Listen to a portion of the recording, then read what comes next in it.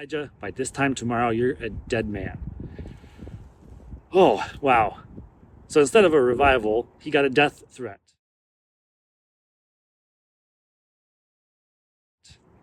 Hi there. It's great to be back outside again. The sun came out today up here in northern Idaho, which this time of year, sometimes not so common. I wanted to jump into a topic of a story of a man that has kind of been a theme in my life the last, several months probably. The story of Elijah. I think I've mentioned him in a few videos previously. Right after the great victory at Mount Carmel, Elijah, I think, was probably expecting to see a great move of God, seeing the whole nation turn back to God. But instead, I think there was a great disappointment, because instead of seeing a great revival after that great victory at top of Mount Carmel, where we know the story, Elijah had challenged King Ahab to a sort of duel where there would be a contest between Jehovah God and Baal worshippers. What the challenge was that the Baal worshippers and priests would build an altar, and they would call on Baal, and they would expect Baal to answer them and send fire down from heaven onto the altar and consume the sacrifice. And then after that was done, then Elijah would build an altar and do the same thing with Jehovah God. And again, you know the story. The Baal worshippers, they cried out to their false god all day long. And Elijah taunted them and said, maybe your God is sleeping. Maybe he's away on a journey. Anyway, at the end of that time, Elijah told the Baal worshippers to bring up water. And they poured the water on Elijah's sacrifice until it was soaking wet. And Elijah prayed to God. And the story goes like this. He prayed, and instantly God sent a fire right down on the altar. It didn't only just burn up the sacrifice, but burnt up the stones and the water. Almost like it was gasoline poured on that thing. God showed himself powerful in that situation. And I would expect that Elijah was thinking, wow, God showed himself so mighty. Now the entire nation of Israel is going to turn right back to God. And I'm sure probably some people did. And in fact, the people there that watched this happen did say that Jehovah, he is the God. He is the God.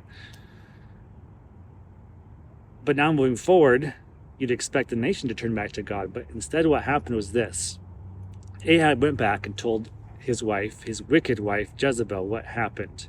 And Jezebel sent word over to Elijah and said, Elijah, by this time tomorrow, you're a dead man. Oh, wow. So instead of a revival, he got a death threat. So Elijah takes off to the desert. He drops off his servant, and then he takes off on a journey by himself out to the wilderness. He's exhausted, so he lays down to sleep. God wakes him up, asks him what he's doing there, and then gives him food and water. Gives him strength for the journey, and then at the end of the journey, God allows him to sleep again, gives him more food and more water. After that,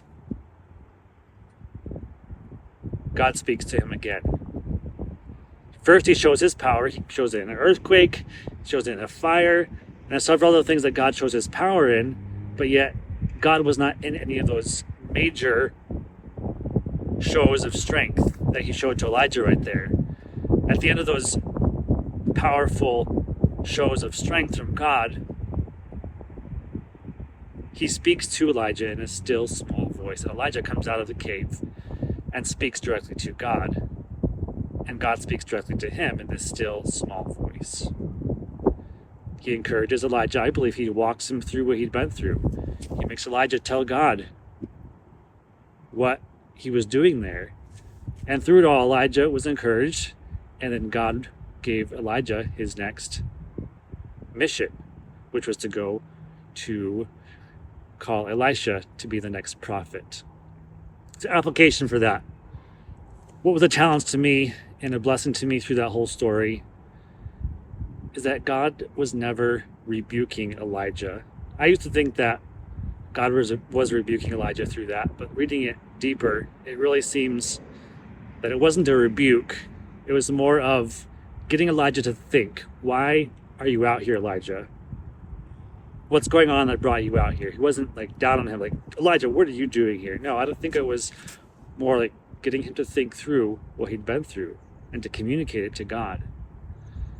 And God gave him food. God gave him rest. He realized Elijah had been through a lot. And he wanted him to get physical rest, to get himself filled with food, so that he could have strength to keep fulfilling God's mission for his life. I think a lot of times people nowadays, missionaries, pastors, and even just Christians in general, we get so busy. We get so filled with things that are going on in our life. Sometimes there's a lot of trauma, whether it's big or a lot of little traumas that add up to something big, and we burn out. We get discouraged. We want to give up on life. I can't tell you how many times I've been there. And oftentimes our view of God would say, God's going to be down on me and judgmental on me because I can't get my act together. I don't think that's the right view of God. I think that instead God looks down on us and is compassionate. And he wants to walk us through the hurts, the trials, the traumas. He wants to give us, first of all, physical rest. We need to slow down. In our American way of life, and we get so busy, so full of things, like I was saying a minute ago, that we just don't have time to slow down and reconnect with God. We don't have time to rest, physically rest. But I think God looks down on us compassionately in our busyness and wants to heal us. He wants us to slow down, rest, get physically refreshed, so that then we can reconnect with our Father in heaven. So let me challenge you today. Are you so busy you don't have time for any rest? Have you filled your life with so much stuff, so many programs, so many things at work, so much that you just don't have time for anything else besides your schedule? What about God? Let me challenge you. Slow down.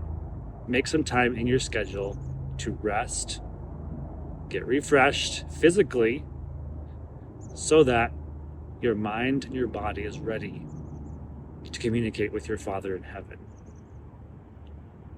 Thank you for joining me again on the adventurous faith journey.